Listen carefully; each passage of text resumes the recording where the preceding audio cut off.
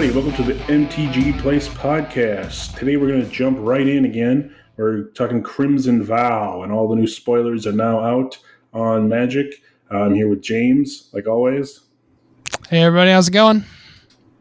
So we're going to go in order of the color wheel on the cards. So we'll be starting with white and then going on from there, and then we'll do multicolor, and then we'll do artifact.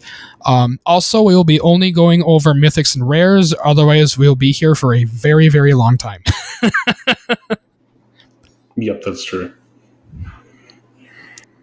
All right, so first up we got white cards. So the first one here is by invitation only. It is 3 white. It is a sorcery. It is a rare. Choose a number between 0 and 13. Each player sacrifices that many creatures. What do you think about that? Awesome. Very interesting. Kind of high CMC, mana cost. But could be good against something like a token deck. I could maybe see it in Commander. Not so sure about Standard. What do you think? Yeah, it could be pretty good in Standard. I mean, it's basically a board wipe for 5, right? Because you just choose a set number. I mean, unless you have more creatures than your opponent, I guess you could choose, like, say you have 10 creatures and they have 3. You could choose 3, and there's one side, and like you only lose your 3 shitty things, and they lose. Right. That's true. I didn't think about that. Yeah, that's interesting. Yeah. So it's like a more versatile board wipe kind of. Yeah, and it is sacrifice, so you can get rid of indestructible stuff. Ooh, yeah, that's a good point. So if they have frickin' the Blight Steel or something, Avacyn or something on the field, yeah, something like garbage. All right, so next up we have a mythic that is Cemetery Protector. It is 2 white for a 3/4 creature human soldier that has flash. When Cemetery Protector enters the battlefield, exile a card from a graveyard. Whenever you play a land or cast a spell, if it shares a card type with the exile card, create a 1/1 white human creature token. What do you think about that? Whenever you play a land or cast a spell, shares a card type.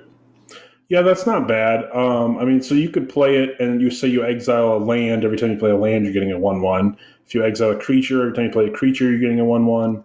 And if you exile like a instant, every time you play an instant, that's how it works, right? That's how I'm. Yeah, that's how I'm rating it. It's good if you have a way to flicker it, I feel, because you can do it more than once then. I could maybe say something. Well, I think the trigger target's going to reset anytime you flicker it, isn't it? Oh, maybe. I'm not sure. How does that work? Endless Battlefield. I think so, because it's a new instance, I think. Yeah, okay. And the other card would just stay in exile, and then it'd be whatever you target next to be the trigger. But yeah, being able to flicker it would be sweet, because you could exile something, cast it, flicker it, choose a different target of the thing you're going to cast next. Yeah, I feel like that could definitely work. I do love that it has flash, so like this against a reanimate deck, nice. Just freaking hoses destroys it. Oh, let me target my creature to reanimate, let me exile it, and then I'm going to play a creature and get a 1/1. Yeah. Oh yeah, nice Crystal Brand. Bye-bye. Yeah, I could definitely see that having versatility. Very interesting card. All right, your turn. Yeah, so the next card is Hallowed Haunting. It is 2 white for an enchantment. It's a mythic. As long as you control 7 or more enchantments, all creatures you control have flying and vigilance, and whenever you cast an enchantment spell, create a white spirit cleric creature token with this creature's power and toughness are each equal to the number of spirits you control. Okay. Flying and vigilance is nice. The fact that there's 7 enchantments, though, makes me think this is only going in a enchantment deck. Yeah, you have to have a very specific deck for this. Because like, if you're playing this in an enchantment deck, you're not going to have spirits, so you're just going to be making 1/1s that get bigger every time you play enchantments. So they'll just keep multiplying for every one you get. So you'll have 1/1/1, then 2/2s, and 3/3/3s. Yeah, I can see that. Or I guess you could play this in a spirit deck, but then Well, I guess because you still get the spirit even if you don't have the flying vigilance. So you can play this in a spirit tribal deck and just cast an enchantment to make a big. Do it without the first part of the card. Seems like a kind of convoluted way to do it, but I guess better the other way in an enchantment commander deck, though. Yeah, I feel like you get way more value out of it doing it the way that the card's intended to be played. It's definitely intended to be played like in some kind of enchantment deck for sure. Next up, we have Hopeful Initiate. It is 1 white for a 1/2 creature that's a human warlock. It has a new keyword called Training, which is whenever this creature attacks with another creature with greater power, put a +1/+1 counter on this creature. So it's kind of like the opposite of Mentor. Yeah. And then it has 2 and 1 white to remove 2 +1/+1 counters from among creatures you control, destroy target artifact or enchantment. So this card is just freaking really good, right? Yeah, I'd say so. It's a pretty easy... Like it's a 1-drop. It's a 1-drop. It's a 1-drop, and it's like has removal. In any 1/1 counter deck, you have basically pay 3, remove 2 counters from any of your creatures. It doesn't even matter if it doesn't have to be this one. It doesn't have to be that. Yeah, it's any creature. Blow up something. That's an artifact enchantment, so that's really good. And just 1 for a 1/2 that gets bigger if you have anything else out to attack with it. Like it's going to get bigger. It pretty much will get bigger no matter what, because you'll probably have stuff that's bigger than a 1/2. Yeah, probably. Like it's crazy. And then, like, I mean, obviously, once you have 1 counter, it's like, okay, well, then, like, this is super good for standard white weenie deck. I feel. Oh, definitely. This can snowball for. It's very good in commander for any deck that uses 1/1 counters. Yeah, definitely. Like this will be everywhere. Yeah, I could see this being in multiple formats too, for sure. The next card we got is Lantern Flare. It is 1 and a white. And it has the new ability Cleave. It's an instant, as rare. It has a new ability Cleave, X, red-white, which is you may cast this spell for its Cleave cost. If you do, remove the words in the square brackets. So the first part is 1 and a white. So I'm going to read it what it is if you just cast it for 1 and a white. Yeah, if you cast it for 1 and a white. So if you cast it for 1 and a white, you deal X damage to target creature or player. You gain X life for X is the number of creatures you control. Now, if you cast it for X red-white, it's just deal X damage to target creature, planeswalker, and you gain X life. Yeah. So basically, it allows you to bypass what X is. So basically, you turn it into a mana cost X instead of a situational X, essentially, is what I'm reading. So for Commander, it's a little suckier because I'm pretty sure red becomes part of its color identity. Yeah, so you can't play it in a mono white deck. But again, in White Weenie, this is great because you might have 3 dudes out. You could pay us for 2 mana, deal 3 damage, and gain 3 life. That seems good. Definitely. Yeah. And then in a deck where you might have more mana, you can cleave it instead, and maybe you don't have creatures. Yeah, and then you fireball a creature versatile. And gain life. Yeah. It kind of sucks that you can't target a player, but creatures and planeswalkers. It's good. You can at least do planeswalkers with it though, so that's okay. Yeah, I think this is better just without the cleave. Like just playing it with the 1 white and 1, like not paying the cleave cost. In my opinion, it's more playable. If I had a red white commander deck, I might stick it in there just so that you could cleave for a boatload. But I mean, what big creature are you going to spend all that mana into just to gain? Exactly. I mean, you're basically just gaining life. I think it's like you could just play swords or something. Like exactly. Yeah, there's very much easier ways to get rid of big creatures than spending an ass ton of mana. Or you just pay 1 and pass it, or pay 1 and swords it, or something like that.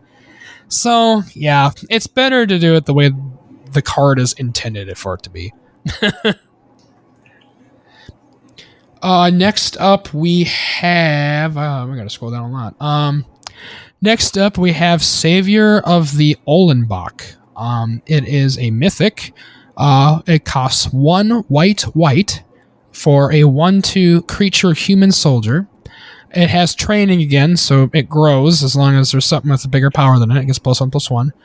And then it has whenever Savior of Olenbach trains, exile up to one other target creature from the battlefield or creature card from a graveyard.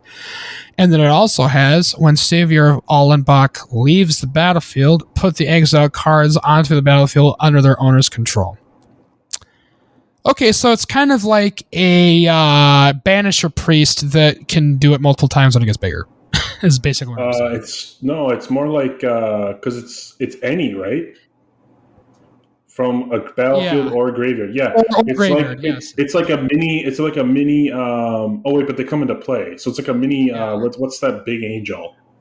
The Angel of Serenity. Serenity, yeah, that one. It's kind of like that, except for they come back. I think this is very, very good because you could just target all of your own shit in the graveyard, and then when it dies, you're getting them all back into play.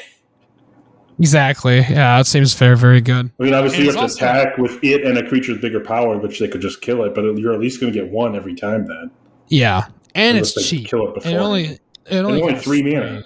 That's not bad. This is very that's good. Pretty good. That's a good ability. This is another, it's going to be really good in White Weenie. Yeah, I feel like this will be in a lot of decks, for sure. All right, next card we got is Sigarda's Summons. Speaking of Sigarda. 4 white, enchantment. Creatures you control with +1/+1 counters on them have base power and toughness 4/4, have flying, and become angels in addition to their other types. So this is really good for a White Weenie deck. Look at that. Well, you have to have a 1/1 counter on it, though. Oh, okay. Yeah. That's a good point. So it's very good in a 1/1 counter. It's good for a token deck. Yeah, so your wrist deck. Oh, let me play this. Really good. All my 1/1 tokens that have a +1/+1 counter on them are now 4/4, are actually 5/5s because they become base 4/4 and have flying.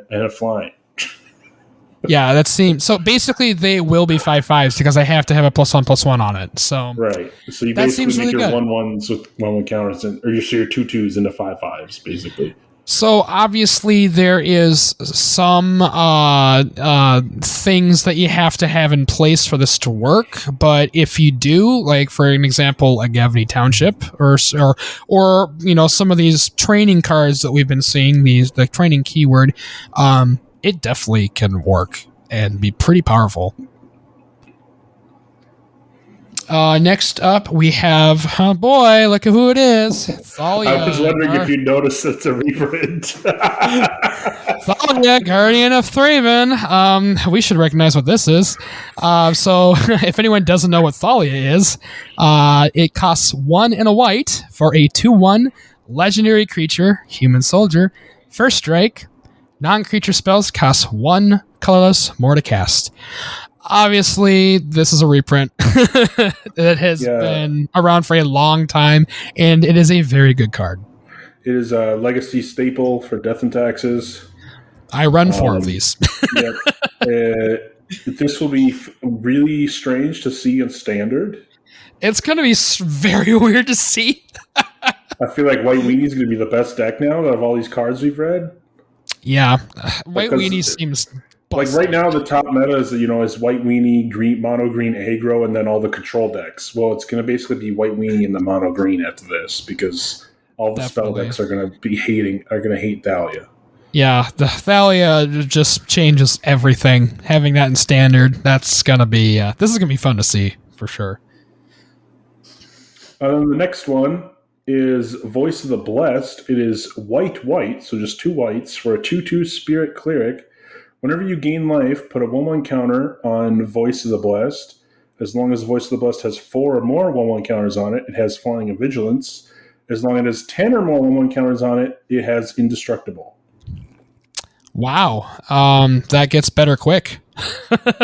Yeah, so this is definitely a target for you to just dump all your 1/1 counters onto. Oh, yeah. Or you just, in a life gain tribal you deck, literally just gain life. Counters. Yeah. You literally gain life. That's all you have to do. Which White Weenie is also very good at gaining life, from what I've seen in the past. So this seems pretty good, and it's also cheap. It literally costs 2. That's not bad. Yeah, so far I like what I'm seeing from White. Every card seems playable and very good. I mean, I think the worst card is that Cleave card. Yeah, that's been the worst one, and that was still fine. Yeah. All right, next up we have Welcoming Vampire. It is 2 colorless and a white, so 3 total, for a 2/3 vampire creature. It has flying, and then whenever one or more other creatures with power 2 or less enter the battlefield under your control, draw a card. This ability triggers only once each turn. Okay, so that makes it a little less good, but still not bad. Drawing Still cards on white. White card draw. White card draw. Needed. I mean, they're talking about how they're breaking the kind of typical white gains life, green pumps shit, blue counter shit. It's like, oh yeah, white can draw cards now. Like, it's kind of unseen. I also like that. Hey, it's a white vampire, so you have a vampire that's white to play in your Edgar deck. Because I think right now there's like 2 that are worth playing. Now there's 1 more. Yeah, that definitely helps. Definitely nice to have. Very playable card. I also like the lore of this set in general. For the people that are listening that don't know, the lore of this set is Olivia is marrying Edgar. Oh yeah, right. To try and take over the world, and the heroes, the planeswalkers like Chandra and the other heroes, are trying to stop her. Yeah, it's very cool. Definitely an interesting spin on things for sure. All right, so now that is it for white as far as the rares and mythics go.